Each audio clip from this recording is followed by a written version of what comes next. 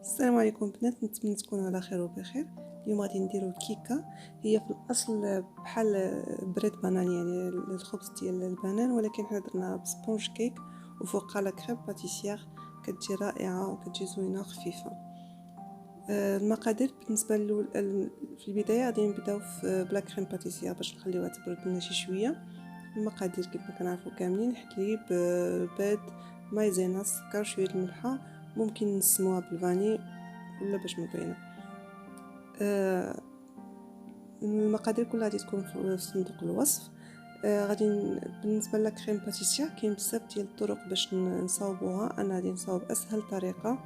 غادي نخلط كل شيء. غادي ندير حليب وندوب فيه مايزينا وندير البيض وندير المقادير كامله ونديرهم فوق البوطه باش البيض ديالنا كيسخن، وهو مع السخونيه ديال الحليب يعني كيسخنوا في دقه واحده، ماشي حتى كنسخنوا الحليب عاد نخلطوه مع البيض. يعني بهذه الطريقه كتكون سهله والنتيجه كتكون وحده.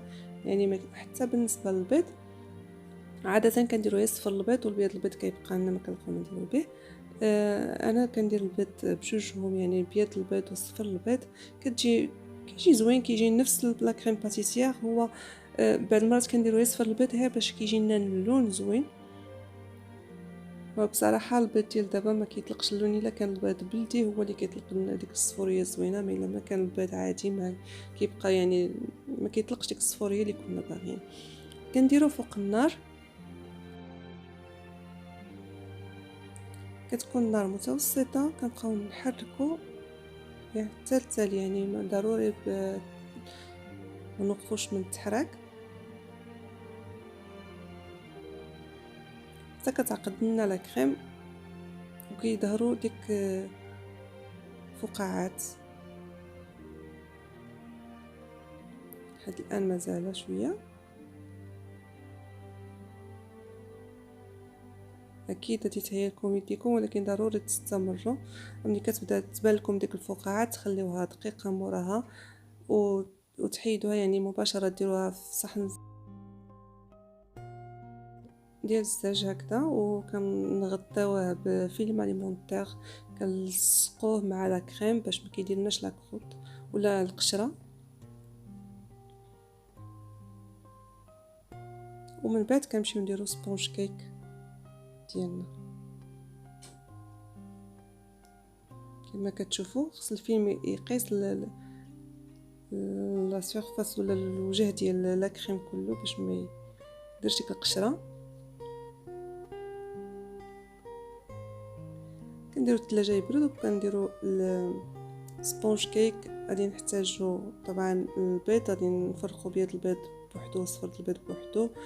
يعني المقادير كلها غادي تكون في صندوق الوصف ان شاء الله.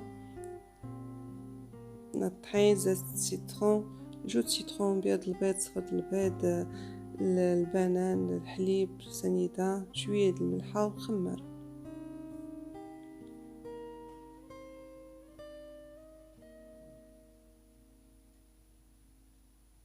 البنان بحال هكذا، يعني نصاوبو بالشوكه ولا نخلطوه بالخلاط بحال. اول حاجه غادي نديرو بيض البيض في الطره ديالنا باش نطلعوه بحال الثلج. وسنيده ضروري نديروها على 3 ديال المرات باش كتساعدنا البيض يطلع مزيان ويدير ديك القوام اللي حنا باغيين بحال الثلج كنقولوا. في اناء ثاني غادي نديرو صفر البيض مع الحليب ونحاولوا اننا نضربو مزيان باش حتى هو يدخل فيه شويه ديال الهواء باش يساعدنا على السبونج كيك ديالنا يطلع مزيان. كنزيدو كنديرو المقادير يعني سائله كلها، ومن بعد عاد كنديرو المقادير الجافه. هنايا انا كنغربل الخماره مع الدقيق ضروري باش ما يبقاوناش ديك الكويغورات.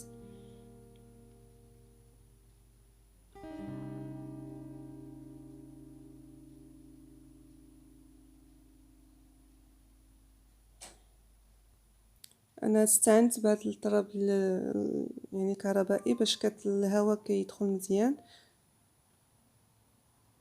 للخليط ديالنا. صافي كياخد هاد القوام بركه عليه، لان ديجا حنايا طلعنا بيض البيض.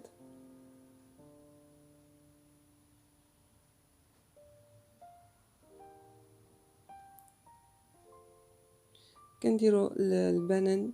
الموز خصو يكون ضروري يكون طايب مزيان مزيان مزيان، حيت كل ما طاب البنان كل ما كيطلق ديك النكهه ديالو زوينه وكيجي المذاق يعني رائع. الزيت ديال السيترون، العصير ديال الحامض،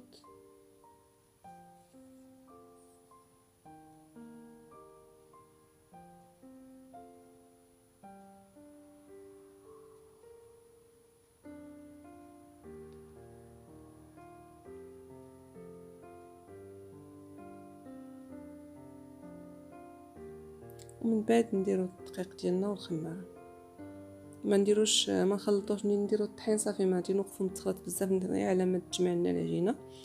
بعد غادي ناخدو معلقه كبيره او 2 معالق كبار ديال بيض البيض ونخلطو يعني بالسربه الخليط باش يطلق راسو. ومن بعد كنزيدو البقيه ديال بيض البيض ونخلطوه غير بشويه كما كنعرفوا، باش ما يتهرسناش البيض البيض ويبقى محافظنا على الهواء اللي في وسطو. نحاولوا اننا نعطيو الوقت ديالو غير بشويه من التحت للفوق، باش ماشي التماره اللي ضربنا كلها فتالي تمشي لنا ما طلعناش السبونج كيك ديالنا. فناخذ الوقت ديالنا بشويه علينا. من بعد كنديروه في الفرن. يعني بالنسبه للسر ديال الطياب ديال سبونج كيك، الا كانت طالعه لنا شويه بغيناها تكون غليظه كنديرو في اناء صغير، يعني مثلا وكتكون الحجم ديالها غليظ كنديروها لدرجه الحراره كتكون منخفضه 160 درجه مثلا، ونخليوها مده يعني اطول باش كطيب لنا حتى من الداخل. ولكن الا كان سبونج كيك ديالنا غير رقيق فكنديرو على 200 درجه 5 دقائق يعني كافيه، ولا 10 دقائق على حساب الفرن ديالنا. بهذه الطريقه هذه كتطيبنا يعني مزيان، ما كتيبسناش وكتكون طيبه من الداخل.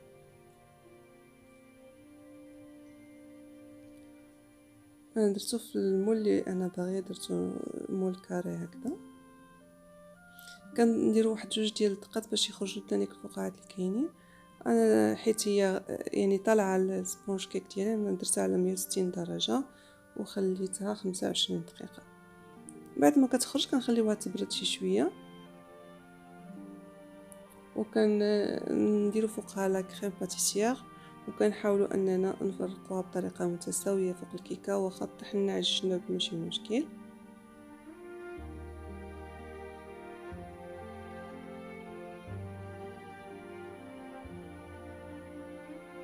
من بعد كندخلوها للثلاجه تتبرد لنا مزيان، باش منين نجيو نقطعوها تعاوننا ولا كريم ما تسيحش مع الجناب وداكشي، يعني كيجيو ديك الطرف متساويين ومتناسقين زوينين.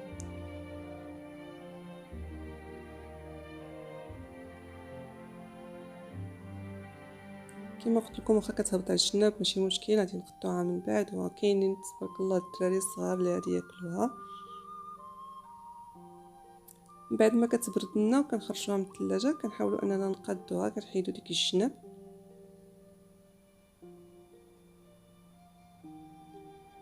ونقطعوها على الشكل مربعات صغيره، وكنزينوها بالفواكه اللي كان عندكم، فرومبواز ولا اي فاكهه عندكم، يعني باش شويه ديال لا فريشور مع الكيكه. كنتمنى الكيكه تعجبكم وتجربوها بالصحه والعافيه.